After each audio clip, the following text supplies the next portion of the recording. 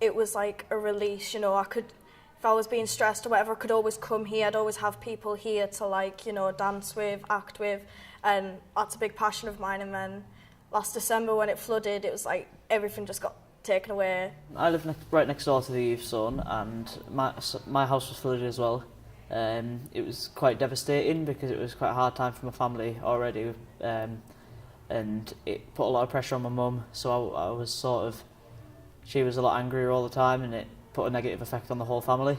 When the youth zone flooded, it was frustrating. It was like a constant in my life was gone. It took a few weeks to sink in that something that was so good and something that's given me a lot is just not there anymore. We'd already had the warnings over the phone, which was a message sent to everybody, and we'd just taken everything upstairs, and then all you could hear under the floorboards was water just gushing underneath like a river. So I was in the house by myself. I was really panicked. I rang my mum and dad, telling them what was happening, so they rushed home. We tried to get as much upstairs as we could. Then all of a sudden the carpets just started bubbling up, and the floor in our living room rose up till it was about 4 foot from the ceiling, so no one could stand up in it, and it was just completely destroyed the house. It was absolutely devastating. The water filled the street, and I can remember going to sleep around about 4 o'clock and waking up the next morning with water in my house. And I knew then my Christmas was ruined.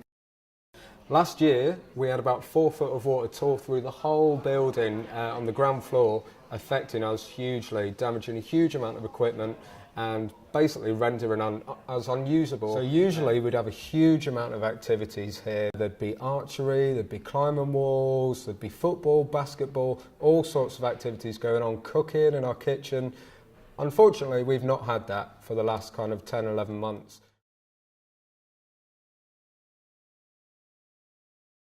It's now nearly a year later, and downstairs is still a bit destroyed, but we're getting there, and then really looking forward to having it back fully open. Although the floods were a bad thing, there was a lot of signs of the community coming together, because there was people bringing in, there's Meals on Wheels vans everywhere that were supplying food to everyone that was trying to empty the houses and get all the possessions out of the house. There was food, there was like clothes and stuff you could go and pick up from the university that loads of people had dropped off and generously donated, and it helped a lot. The whole community was absolutely brilliant. As you can see, the youth zone at the minute is a building site, so hopefully it'll be up and running soon. So hopefully we can have a really good Christmas this year instead of it being flooded again. Fingers crossed we don't get flooded.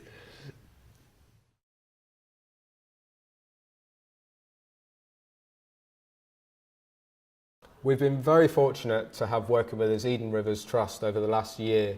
Before, we've worked with them on projects like photography and outside and getting lots of really good shots. However, this year they've come in and managed to do a project around the flooding that we've had over the last year, bending woodwork and marbles and showing the run and flow of rivers.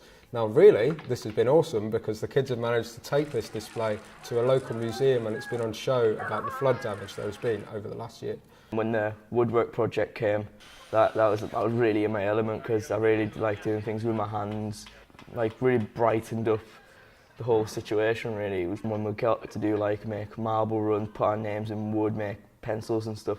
I really enjoyed it. I really appreciate the people who came down, did the woodwork with me, and just really supported us. I took part in the marble run project. I was learning about the processes on what slows down a river, what speeds it up, and some of the days I volunteered, and that was a lot of fun. The kids really enjoyed it, and a lot of the adults came because everyone loves a marble run. The river isn't so bad, the river is whatever you make of it.